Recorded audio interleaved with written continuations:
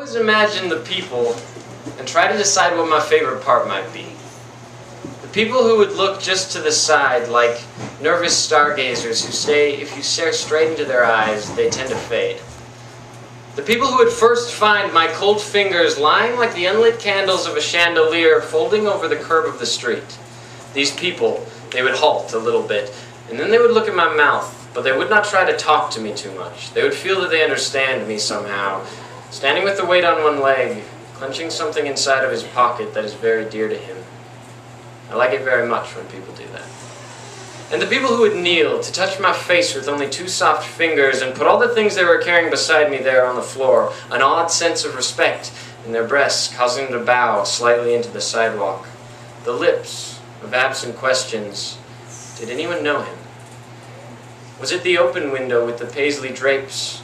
Do you suppose it was the wind or the harsh concrete that tattered his clothes? But no one will answer them because that is not a very fine part to imagine. And none of the people like to talk about it, just like me, so we won't do that anymore. It would be a very dim street.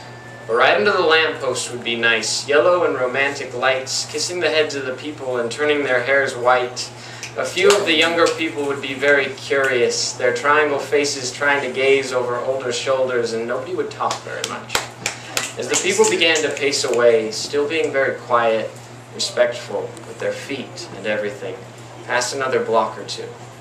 And in the silence, I want to imagine that someone might sob into her sleeve, and how the yellowy lamplight would not ease her then, it would feel cold, as the unlit candles of a chandelier caressing her arms and her lips, it would fill them until they became heavy with it, and she could not hold it in anymore, and it slipped, a sob. And otherwise silence. I like very much to think about that. Because I wonder how much you must love someone to sob like that. I mean really to sob just once and then be all quiet again. I think it might be the only good feeling in the world. That is why it is my favorite part to think about.